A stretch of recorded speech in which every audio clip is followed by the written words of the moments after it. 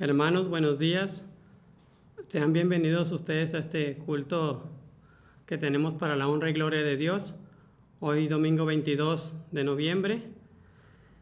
Y vamos a iniciar con una oración para que Dios nos guíe y nos bendiga en todo momento. Vamos a orar. Señor, gracias en este día, Señor, por tu amor y tu misericordia para con nosotros, Señor. Gracias porque eres bueno, Señor, y nos permites una vez más, Señor, estar reunidos para alabar y bendecir tu nombre, Señor, y para recibir de tu palabra, Señor, y así cada uno, Señor, estar en comunión contigo, Señor. Gracias te doy, Señor, por esta reunión. Estamos en tus manos, en nombre de Cristo Jesús. Amén. Enseguida, hermano, vamos a entonar un corito que se llama Mirad cuál amor.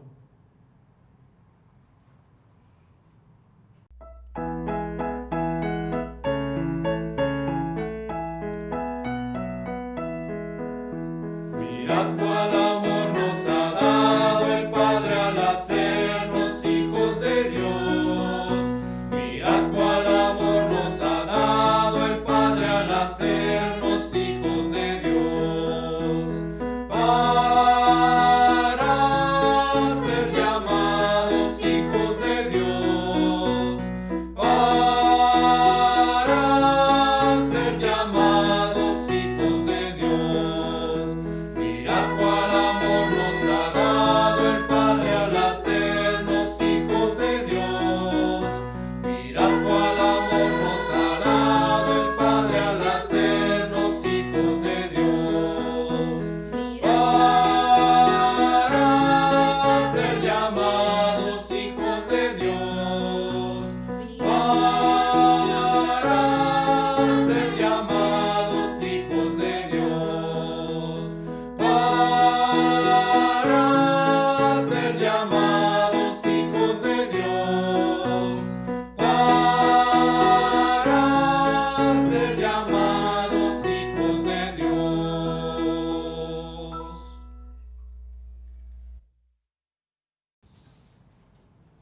Hermanos, damos gracias a Dios por el canto que vamos de entonar.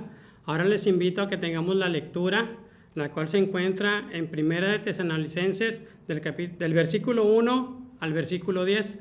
Les doy unos 5 segundos para que ustedes busquen en sus Biblias y nos acompañen a tener esta lectura.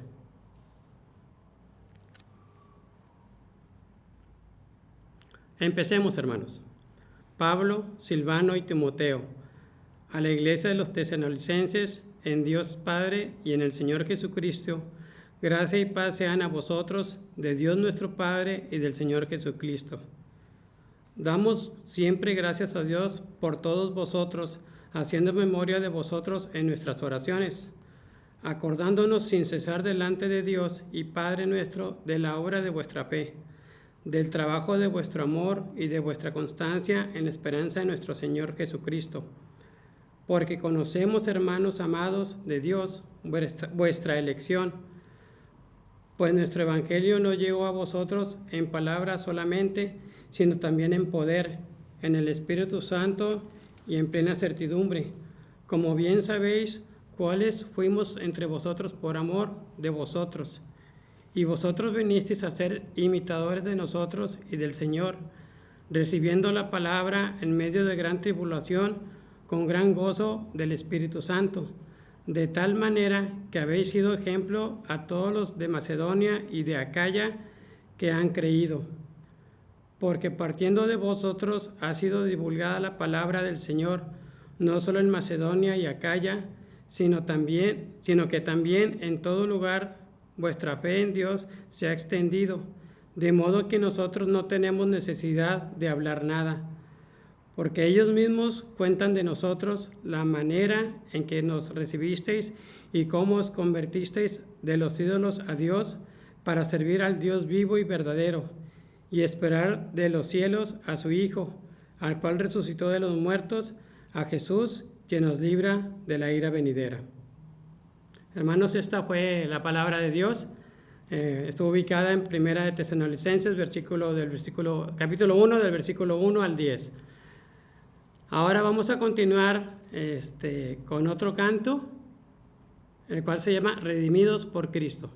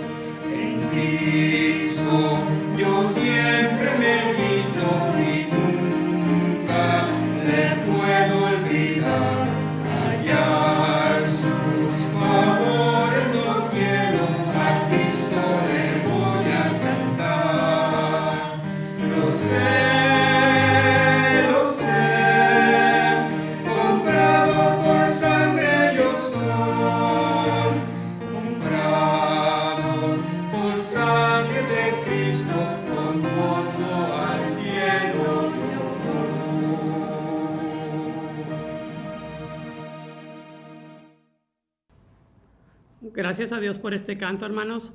Enseguida tendremos un canto especial por unos hermanos de la iglesia, esperando que Dios se agrade y de que sea de bendición para cada uno de nosotros.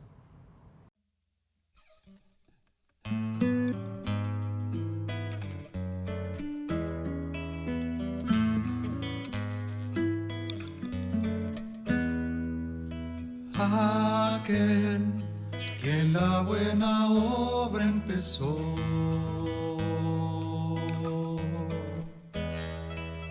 aquel que la buena obra empezó, será fiel en completarla. Él es fiel en completarla. El que la comenzó será fiel en completarla en ti. Si la lucha que enfrentas a tu esperanza tornó ya sin paz, o de tanto esperar ya perdiendo tu canción estás,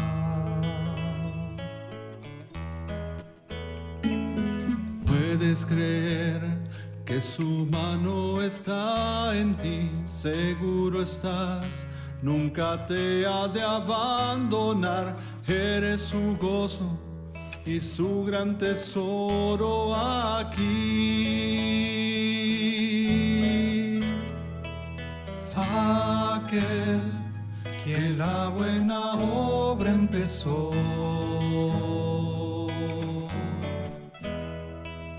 aquel que la buena obra empezó, será fiel en completarla, serás fiel en completarla. El que la comenzó será fiel en completarla en ti. Aquel que la buena obra empezó,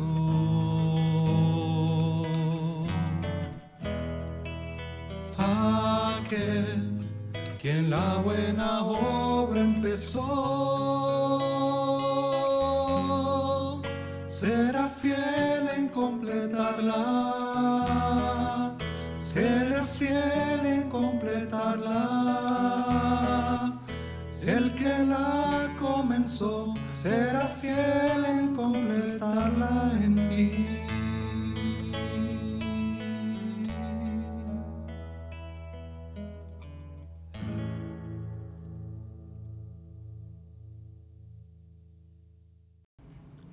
Damos gracias a Dios por este canto especial.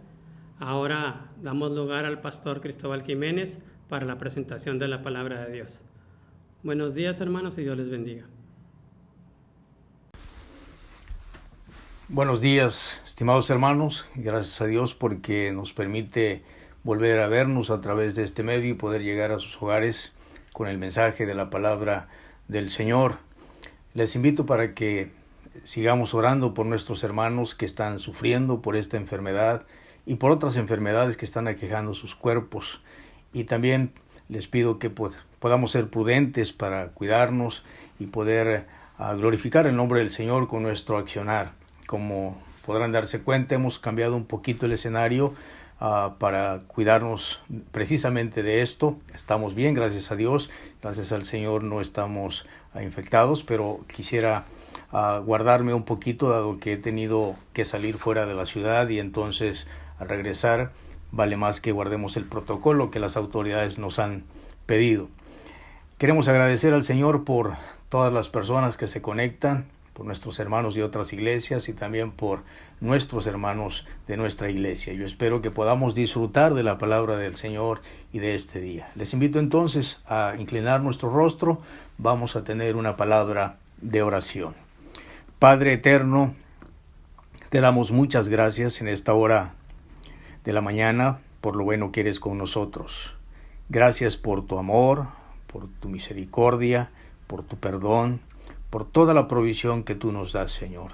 Podemos notar siempre tu presencia en nuestras vidas y queremos agradecerte, Padre, por esas bendiciones que tú nos das, pero sobre todo por nuestros hermanos que están enfermos, que están enfrentando esta situación del el COVID, que tú les ayudes, por favor, fortalezcas su cuerpo, no solo a ellos, sino a todas las personas del mundo que han resultado afectadas por esta enfermedad. Y también por nuestros hermanos que tienen otras enfermedades en sus cuerpos, que tú les ayudes, por favor, y que nos ayudes juntos para poder glorificar tu nombre en este día. En tus manos nos encomendamos, en el nombre de Cristo te lo ruego. Amén. Amén. La palabra sinergia es una palabra seguramente desconocida para la mayoría de nosotros. Es una palabra extraña incluso en nuestro vocabulario diario. Sin embargo, es una palabra que, según el diccionario de la Real Academia Española, significa colaboración o cooperación. Se deriva de una palabra griega que implica trabajo en conjunto, trabajo en unión, trabajo en equipo.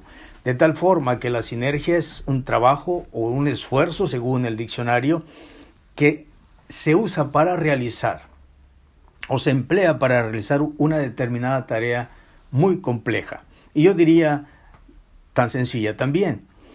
Y lo que busca es conseguir el éxito de lo que se emprenda o de ese trabajo. De tal forma que la sinergia en su momento es el todo es lo más importante y no tanto las partes. De tal manera que cuando se trabaja de esa forma y cuando el todo es lo más importante, entonces el rendimiento y el éxito es eficaz. Cuando no se trabaja por separado, sino se trabaja en equipo. Y me hace pensar cuando el apóstol Pablo le habla a los Gálatas, o le escribe a los Gálatas en el capítulo 2, versículo 20, las siguientes palabras. Con Cristo estoy juntamente crucificado, dijo el apóstol Pablo, y ya no vivo yo, mas Cristo vive en mí, y lo que ahora vivo en la carne, dice el apóstol, lo vivo en la fe del Hijo de Dios, el cual me amó y se entregó a sí mismo por mí. De aquí puedo rescatar, en el pensamiento del apóstol Pablo, que él decía, ya no es el apóstol el más importante, ya no es el hermano Pablo el que interesa más, es Cristo el que vive en mí y con él yo estoy juntamente crucificado. De tal manera que la obra que Pablo hacía, no la hacía solo, sino la hacía junto con el Señor. De ahí entonces que le he titulado a este mensaje, La sinergia cristiana. Y he tomado como pasaje base, primera a los Tesalonicenses, capítulo 1, del versículo 1 al 10. Ya se ha leído esta porción de la palabra del Señor y creo que la iremos tocando en el desarrollo de este mensaje, pero yo voy a centrarme particularmente en lo que dice el versículo 3, que más adelante vamos a desarrollar. Pero al leer esta porción de la palabra del Señor, al analizar el pensamiento del apóstol Pablo, uno puede ver que habla de la gratitud del apóstol Pablo por el testimonio cristiano que mostraba la iglesia en Tesalónica.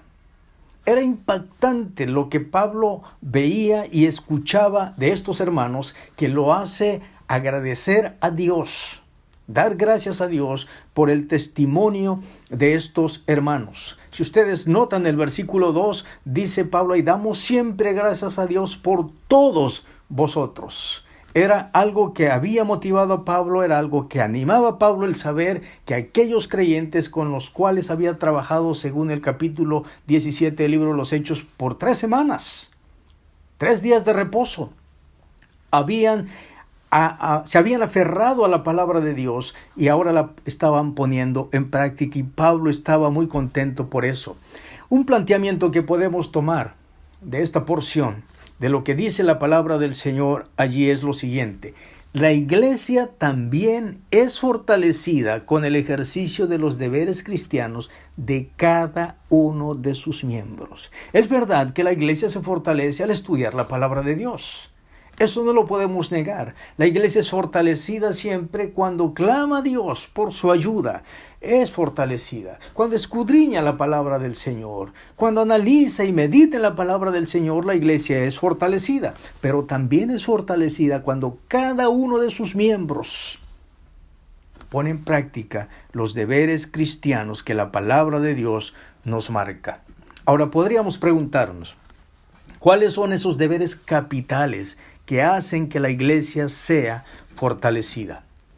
En estos versículos, estos 10 versículos del capítulo 1, particularmente en el versículo 3, se destacan 3 deberes que toda iglesia debe tener presente y debe poner en práctica. Cuando uno ve lo que Pablo expresa aquí, hermanos, cuando uno lo analiza y lo medita detenidamente, puede uno darse cuenta que la gratitud de Pablo no estaba centrada en el accionar de algunos creyentes en particular. Lo que el apóstol destaca en su gratitud era la conducta cristiana de la iglesia como tal.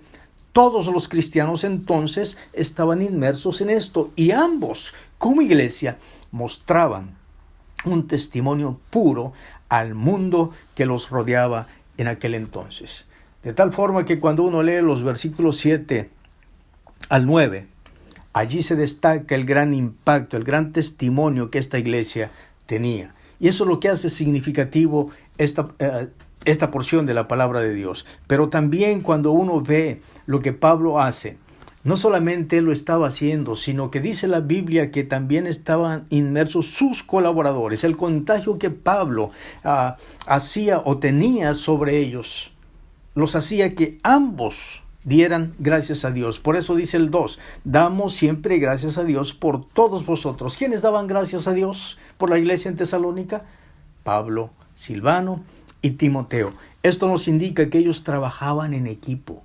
No andaba Timoteo por allá solo, no andaba por acá Silvano y Pablo por acá, a menos que Pablo los dirigiera y les pidiera que hicieran un trabajo en específico. Ambos estaban siempre trabajando y creo, hermanos, que ellos trabajaban no solamente en llevar el mensaje de la palabra de Dios, sino también en orar e interceder por los creyentes. Y eso es lo que más necesitamos las iglesias hacer. Es lo que más necesitamos los cristianos comprender.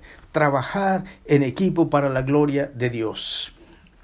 Cuando Pablo entonces escribe en el versículo 3, él dice, acordándonos sin cesar delante del Dios y Padre nuestro, de la obra de vuestra fe, del trabajo de vuestro amor y de vuestra constancia en esperanza en nuestro Señor Jesucristo. Noten los pronombres, por favor. Vuestra fe, vuestro trabajo y vuestra constancia.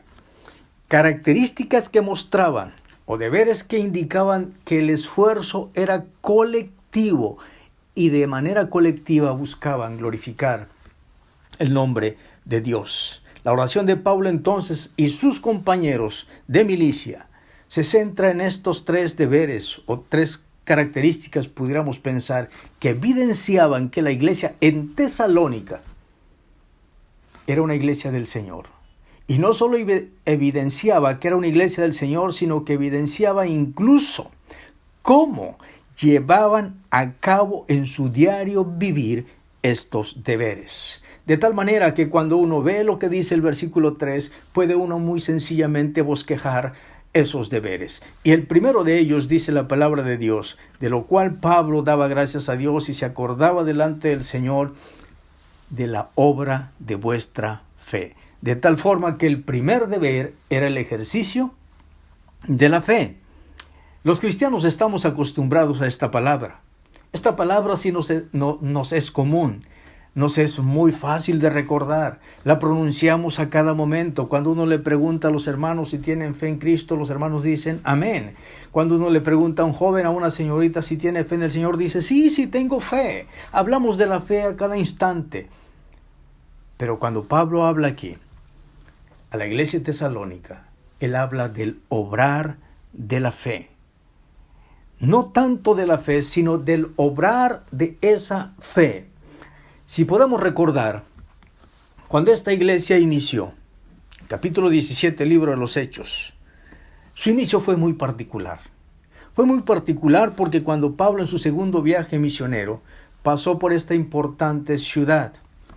Y según lo que dice Lucas en el capítulo 17 de Hechos, muchos judíos no estuvieron de acuerdo en que Pablo predicara en la sinagoga. Muy molestos trataron de inventar un problema o armaron un problema para que Pablo no predicara allí o no surtiera efecto el evangelio. Pero algo muy interesante dice la palabra de Dios, que algunos de esos judíos que escucharon se convirtieron al Señor.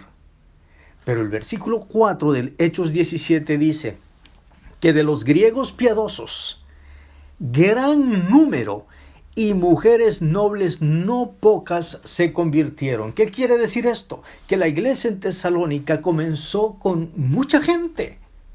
No eran unos cuantitos, eran muchos, porque la expresión que dice ahí el versículo 4 de los griegos piadosos, gran número y mujeres nobles no pocas. De tal manera que era una iglesia bastante nutrida, hablando de sus miembros. Desde el inicio entonces esta iglesia tuvo problemas serios por su fe, problemas que enfrentaban y que los afligían por causa de su fe en el Señor Jesucristo. Pero pasan los días, con el avanzar de los meses, Pablo señala que estos hermanos tenían ciertos problemas o dudas doctrinales que Pablo tiene que aclarárselas, particularmente respecto a lo que sucedería con aquellos que partían antes de la venida del Señor, es decir, que morían antes de la venida del Señor. ¿Qué iba a pasar con ellos cuando Cristo volviera? En este mar de situaciones, Pablo elogia lo que ellos hacían, porque pese a lo que estaban viviendo, ellos estaban practicando los deberes cristianos. Por eso leemos que el primer deber o la primera actitud que muestra aquí Pablo de la iglesia era la obra de vuestra fe. Muchas veces encontramos la palabra obra en la Biblia. Encontramos la palabra fe, como decía hace un momento. Y cuando hablamos de la obra, pues indudablemente estamos refiriéndonos a lo que el cristiano debe hacer. Y cuando hablamos de la fe, no estamos hablando de la fe que ejercemos en el momento de creer en el Señor Jesucristo. No estamos hablando de la fe como una característica doctrinal. Hablamos de la fe que sustenta al cristiano en su diario caminar con el Señor. El versículo 8 dice Pablo allí: porque partiendo de vosotros ha sido divulgada la palabra del Señor, no solo en Macedonia y Acaya, sino que también en todo lugar vuestra fe en Dios se ha extendido, de modo que nosotros no tenemos necesidad de hablar nada. ¡Qué maravilla, hermanos! ¡Qué maravilla que la fe de estos hermanos se había extendido más allá de sus fronteras, más allá de su localidad, y no era solamente en su lugar que se hablaba, era en todo Macedonia e incluso en la región de Acaya, donde estaba enclavada la iglesia de Corinto. Algo maravilloso podemos entender de todo esto. Se había extendido la fe de estos hermanos en muchos lugares. Para los creyentes de la iglesia en Tesalónica, la fe en el Señor o sus promesas era el motor que los impulsaba a actuar como lo describe la palabra de Dios, para trabajar en pos de la obra del Señor Jesucristo. De tal forma que cuando Pablo dice la obra de vuestra fe, la palabra obra indica un hecho, una tarea, una función que ellos estaban realizando de manera práctica. Y en este caso habla del ejercicio de la fe. Sí, de esa fe habla Pablo. Como esa fe que tuvo Noé cuando Dios le ordenó construir un arca. Algo que Noé no conocía. Algo que nunca había experimentado. Y Dios le dijo que la construyera de cierto material. Seguramente Noé fue insultado, fue vituperado, fue humillado, fue desechado, pero Noé le creyó a la palabra de Dios. Como usted y yo debemos creerle a la palabra del Señor. O como esa fe que experimentó Abraham cuando Dios le pidió a su hijo unigénito, a Isaac, ser sacrificado a Dios. La Biblia dice en Génesis 22 que Abraham fue a hacer lo que Dios le había pedido. Dios quería probar la fe de este hombre. A esa fe se refiere Pablo, a esa fe que propiamente se aferra a las promesas de Dios. Hermanos, nuestra situación dista mucho de la iglesia de Tesalónica dista mucho de la situación que vivió Noé, dista mucho de la situación que vivió Abraham. Pero al igual que ellos, las aflicciones nos cercan cada día de una u otra forma y agobian nuestras vidas como agobiaron la vida de estos personajes. Dios prometió salvar a todo el que creyera en su Hijo Jesucristo. Y cuando cada uno de nosotros creyó en el Señor Jesucristo, Él nos salvó, dice la palabra de Dios. En virtud a ello, Dios ha prometido cuidarnos y nos ha cuidado.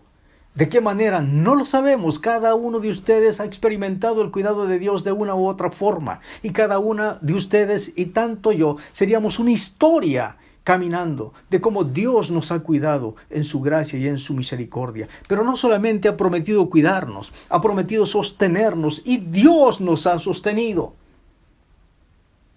Seríamos mentirosos si dijéramos que Dios no nos ha sostenido hasta este momento. Ha prometido proveernos y Él ha provisto. Ha prometido responder a nuestras oraciones y seguramente, hermanos, Dios responderá en su momento. Pero la pregunta es, ¿qué tanto creemos esto?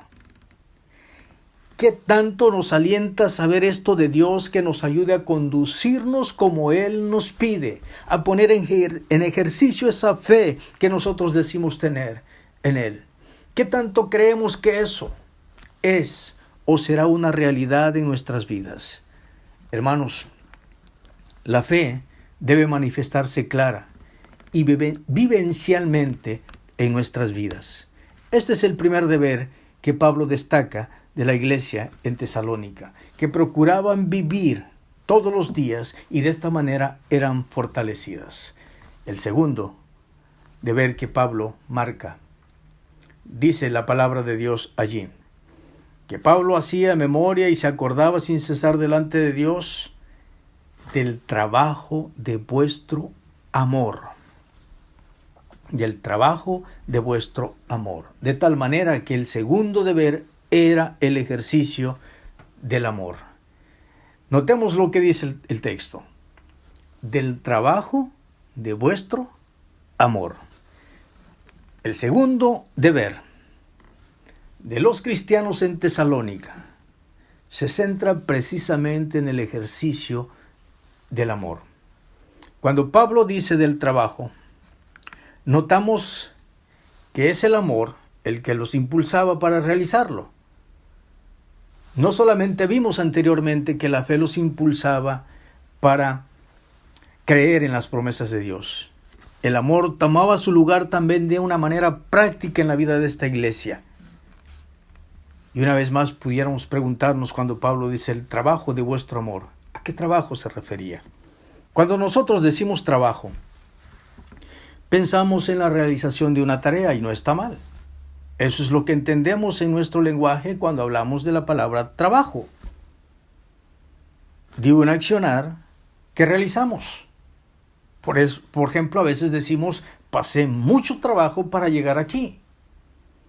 La situación no estuvo tan fácil, es lo que queremos decir. Pero si queremos enfatizar lo que implica ese trabajo, podemos decir algo así, y le queremos calificar, podemos decir trabajo pesado, o trabajo delicado, o trabajo penoso, trabajo suave, trabajo sucio incluso. Como recuerdo al hermano Pablito Larios, que ya está con el Señor.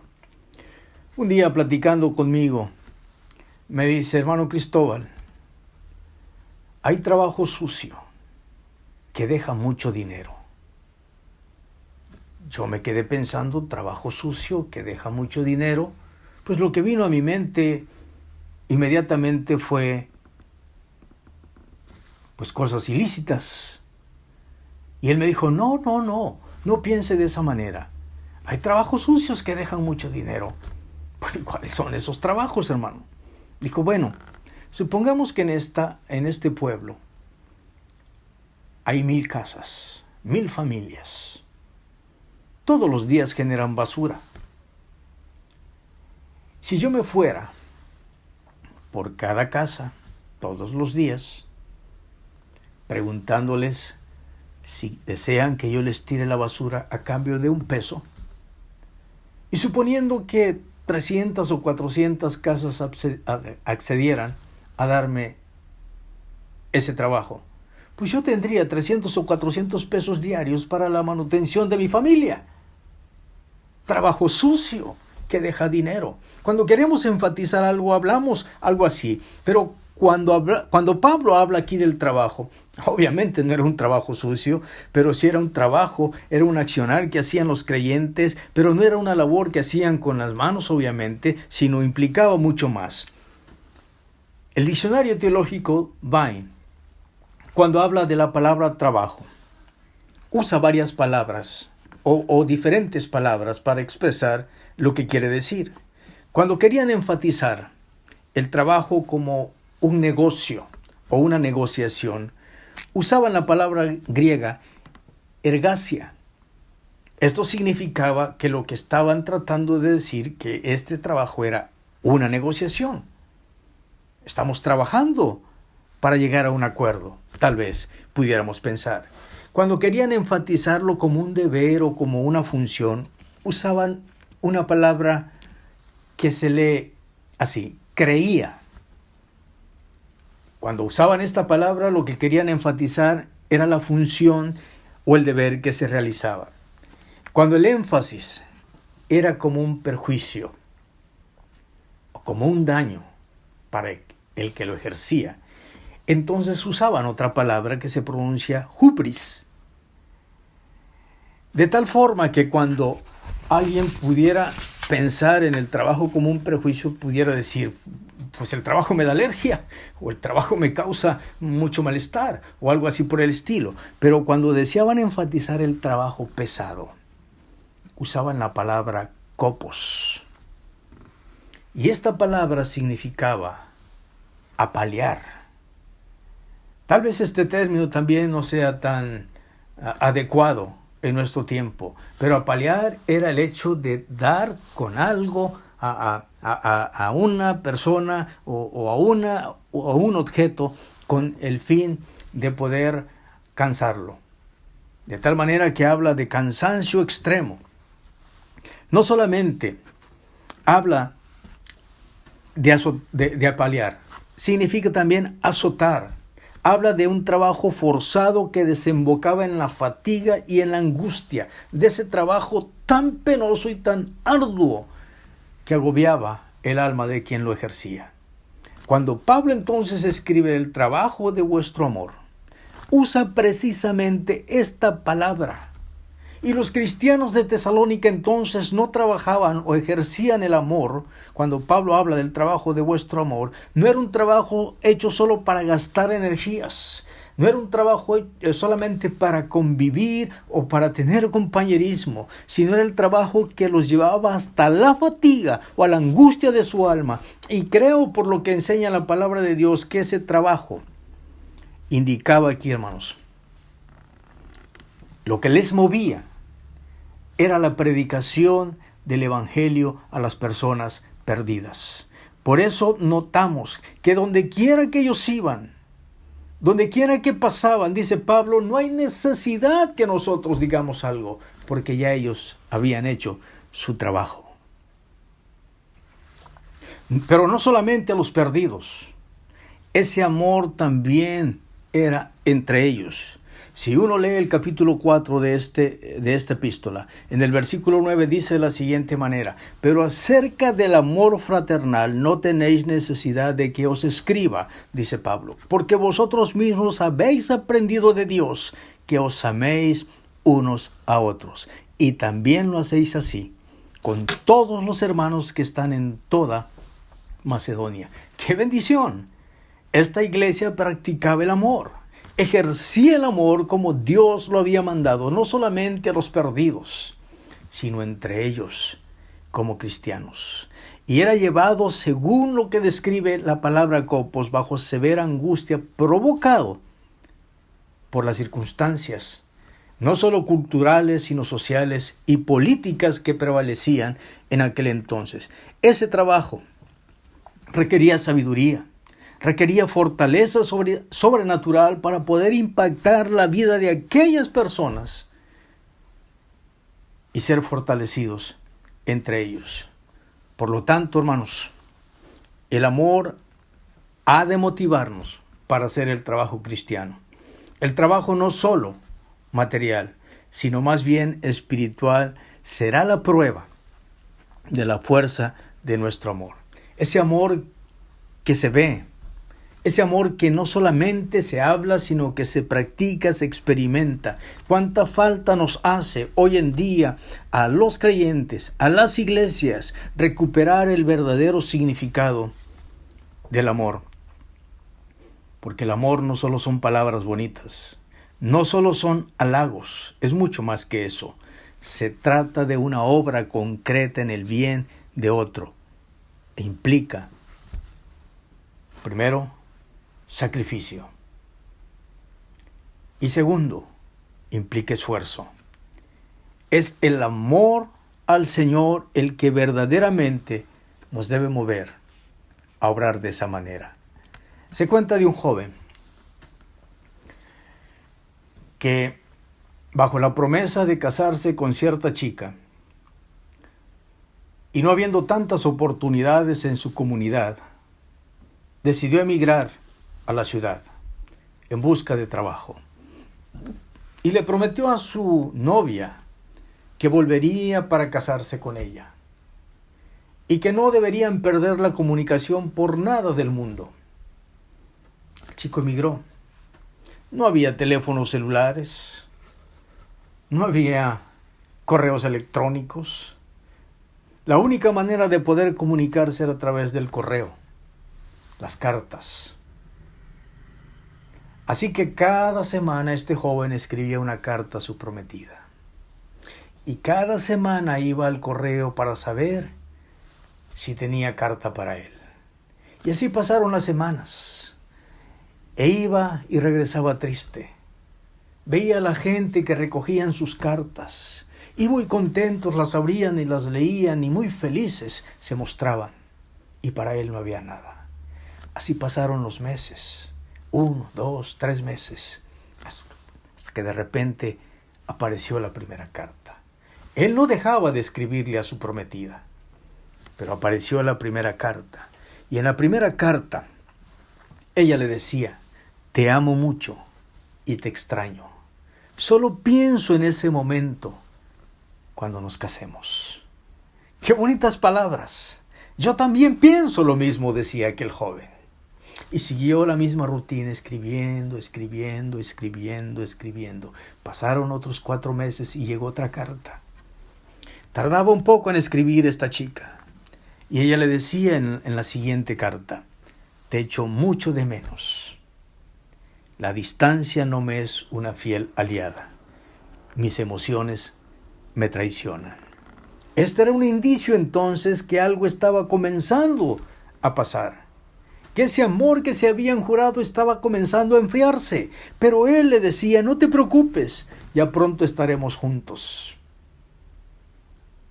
Un año después, llegó una tercera carta que le decía lo siguiente: nunca podré olvidarte, pero la distancia me ha traicionado. He empezado otra relación. Hermanos, cuando aplicamos esto al principio del amor, al trabajo de vuestro amor, como vemos aquí, tenemos que considerar que muchos cristianos llegamos a actuar de esta forma. El amor que decimos tener por nuestros hermanos, en la práctica parece irse extinguiendo por la falta de acercamiento o de interés. La Biblia dice en Romanos 12:15, gozaos con los que se gozan. ¿Qué tan fácil es gozarnos con aquellos que están en bonanza? ¿Qué tan fácil es gozarnos con aquellos que nos invitan? ¿Qué tan fácil es gozarnos con aquellos que parecen tener siempre victoria? Pero el texto agrega: llorar con los que lloran. Y a veces aquí nos hace falta la sensibilidad a los cristianos. Llorar con los que lloran.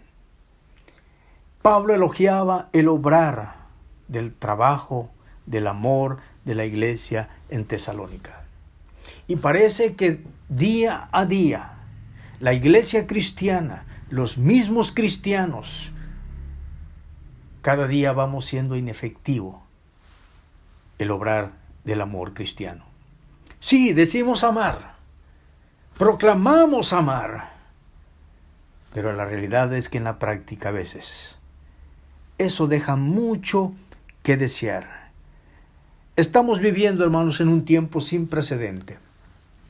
Hoy en día necesitamos más que nunca mostrar el amor cristiano, no solamente para con los perdidos, sino para con nuestros hermanos. Con los perdidos, mostrándoles o compartiéndoles el mensaje de la palabra de Dios. Con los hermanos, tratando de mantener viva nuestra relación con ellos. Una llamada, por ejemplo, alentaría al más agobiado corazón. Esa llamada inesperada que nadie espera. Si la hiciéramos, pudiéramos animar a muchos. Ese mensaje inesperado que solo nos cuesta picar un botón, pudiera animar a cualquier corazón destrozado. Pueden ser sumamente importantes para mantener viva la llama cristiana del amor. Hermanos, que la distancia o el encierro que hoy estamos viviendo no haga que pasemos por alto este hermoso deber cristiano. Alguien dijo, vivir con los santos en el cielo, eso es gloria. Oh, será maravilloso ese momento cuando estemos en el cielo con el Señor. Pero vivir con los santos en la tierra, esa es otra historia. La Biblia dice que el amor es la base de la unidad cristiana. El Señor dijo en Juan capítulo 13, versículo 34 y 35, un mandamiento nuevo os doy, que os améis unos a otros. Y luego agrega, como yo os he amado, que también os améis unos a otros.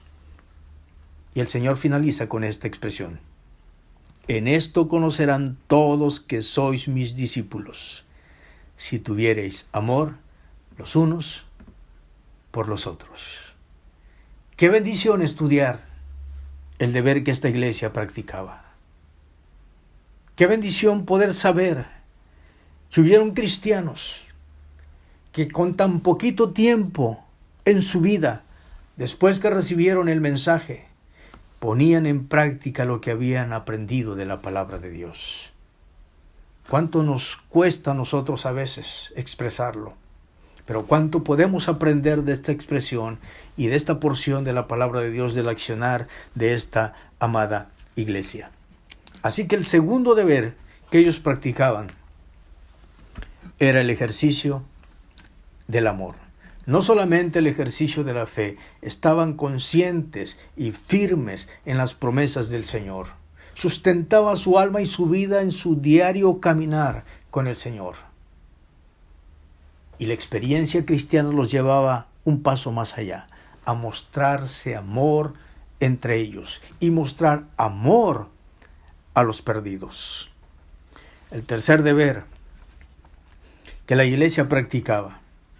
Pablo dice allí que no solamente se acordaba de la obra de vuestra fe, del trabajo de vuestro amor y de vuestra constancia en esperanza en nuestro Señor Jesucristo. Así que el tercer deber era el ejercicio de una espera paciente.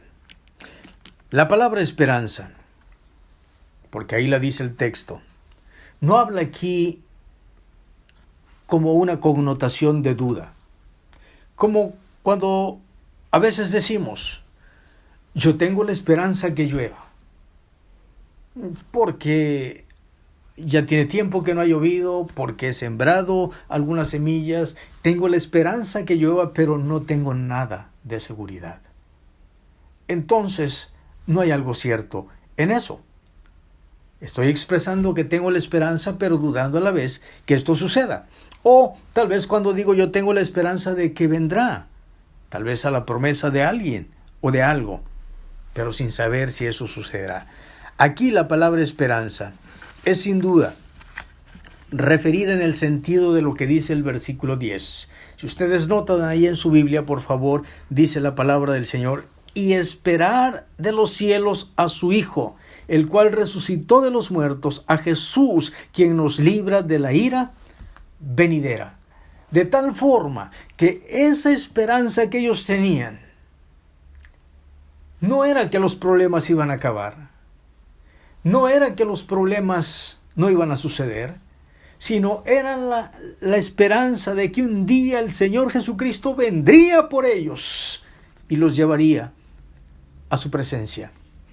Qué maravilloso es ver cuando la palabra de Dios nos anima de esta manera. Ellos tenían la certeza de que Cristo volvería un día. Un dato muy particular de esta epístola es que cada capítulo, si usted puede leerlo, o puede leer toda la epístola, se va a dar cuenta de ello. Cada capítulo termina con el tema de la segunda venida del Señor, o la venida del Señor. Capítulo 2, versículo 19. Capítulo 3, versículo 13. Capítulo 4, versículo 13 al 18. Capítulo 5, versículo 23. Hablan del tema de la venida del Señor. Ellos estaban tan seguros que el Señor vendría conforme a su promesa, que el resultado de esa esperanza se visualizaba, como Pablo dice ahí, la constancia que mostraban en sus vidas. La palabra constancia viene de la palabra griega hupomoné, palabra que en otras ocasiones hemos descrito y enseñado. Palabra que significa paciencia también. Pero cuando habla de la confianza, esta implica no solamente el hecho de aguantar las circunstancias de la vida, los embates de la vida, las circunstancias adversas cualquiera que sean, sino que implica el hecho de una fuerza, de un empuje o una lucha por salir adelante a pesar de la adversidad. Es decir, esa lucha, esa mirada que va hacia adelante, que no se detiene, que no hay nada que pueda estorbarle, y aunque haya estorbo, ella camina siempre hacia adelante.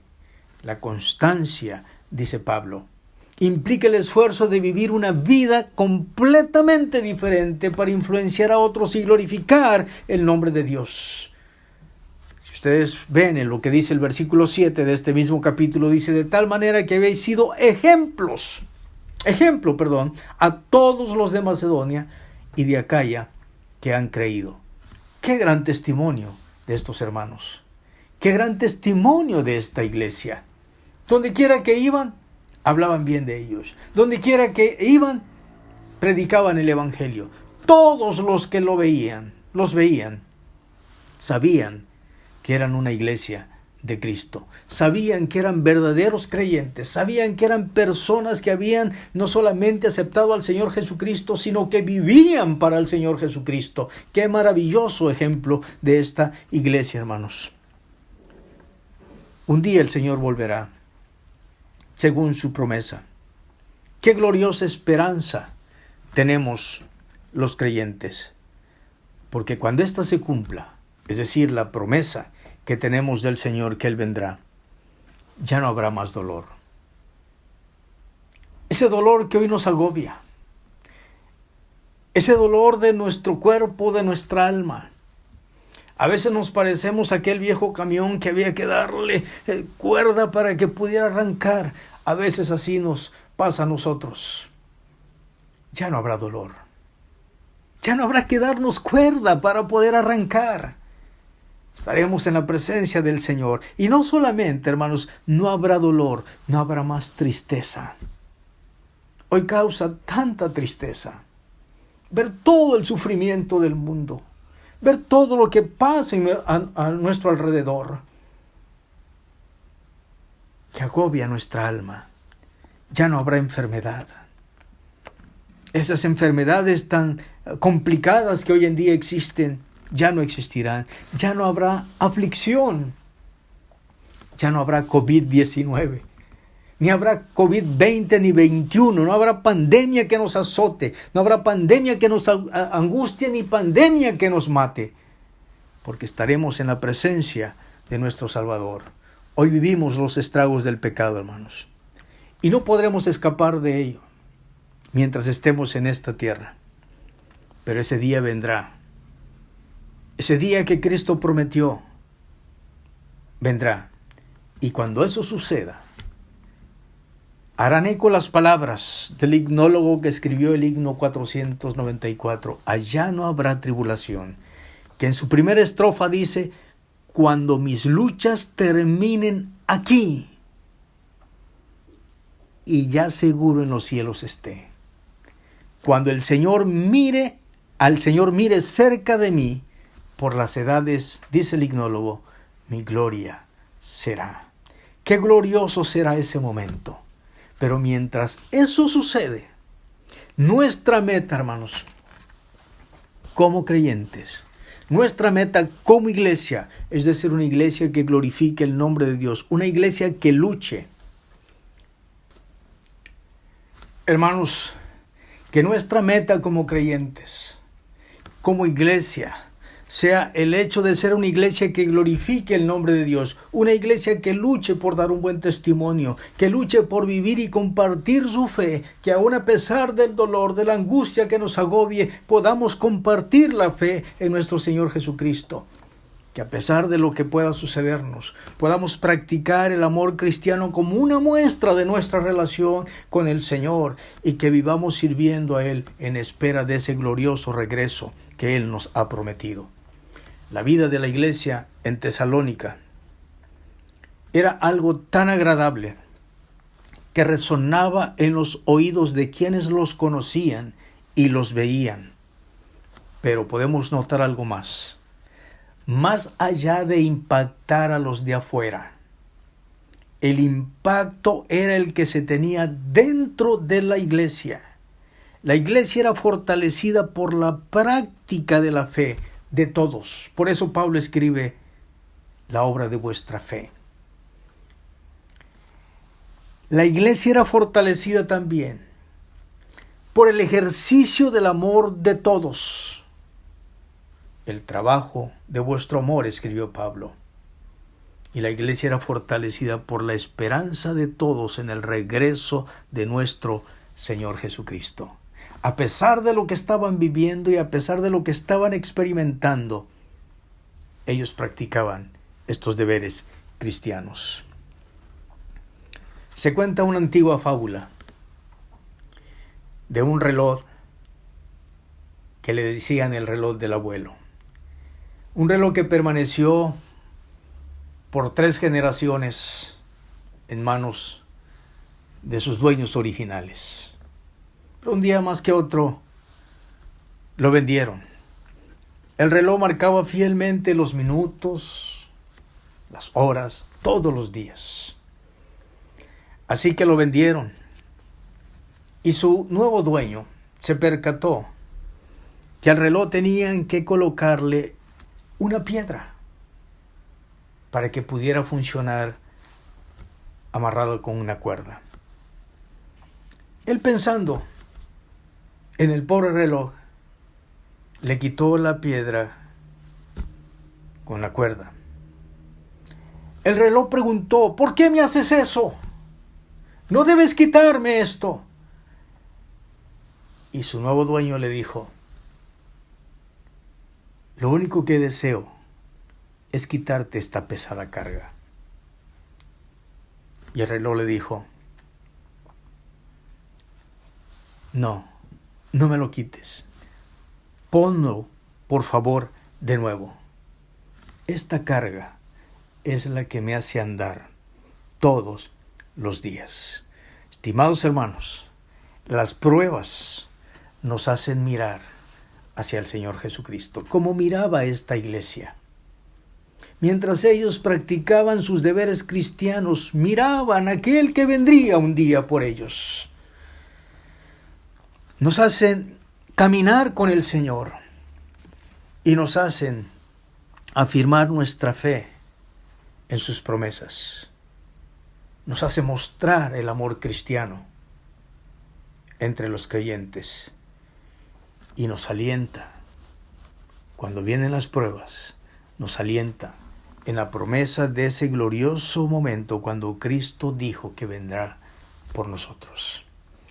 Lo que el Señor nos ha dejado escrito en esta porción, como dijo alguien, no es solo para que admiremos a los tesalonicenses, aunque debemos admirarlos, sino para que seamos imitadores de ellos y mientras Él regresa, hablando del Señor, por nosotros, podamos hacer sinergia en la obra de Dios, practicando los deberes cristianos que glorifiquen el nombre de Dios. Tal vez usted o yo, en nuestro caminar diario nos olvidamos de poner en práctica nuestra fe. Tal vez usted y yo, en nuestro caminar diario, nos olvidamos de poner en práctica el amor cristiano. Y tal vez usted o yo, en nuestro caminar diario, nos olvidamos de esa bonita esperanza que tenemos, que un día Cristo volverá por nosotros. Y cuando eso suceda, todo lo que hoy estamos viviendo, o que nos toca vivir de manera personal o familiar, habrá sido historia. Dejemos entonces que el Señor nos ayude. Dejemos que su palabra obre en nuestra vida, que su Espíritu Santo nos guíe, para que mientras Él vuelva, nosotros practiquemos los deberes cristianos que la palabra de Dios nos marca. Que pongamos en ejercicio la fe que decimos tener. Que pongamos en ejercicio el amor por nuestros hermanos y por aquellos que están perdidos. Y que permanezcamos firmes en la esperanza en nuestro Señor Jesucristo. Yo quiero invitarles a orar en esta mañana. Y quiero pedirles que cada uno en lo personal reflexione sobre lo que hemos visto. ¿Qué tanto está cumpliendo estos deberes en su vida? Oremos. Padre, te damos muchas gracias en esta hora. Gracias por tu amor, gracias por tu perdón, gracias por tu misericordia. Tenemos que reconocer, oh Dios, que a veces nos olvidamos de practicar lo que tu palabra nos enseña. Nos centramos en nosotros mismos, nos centramos en nuestras angustias, en nuestras necesidades, y nos olvidamos de poner en práctica lo que tú nos dices. Estoy seguro, Señor, que cada uno en lo personal ha de reflexionar cómo está delante de ti. Quiero suplicarte, oh Dios, en este momento, que tú nos perdones si hemos dejado de hacer lo que tu palabra nos enseña. En el nombre de Cristo te lo ruego. Amén y amén. Dios les bendiga, mis estimados hermanos. Les envío un fuerte abrazo.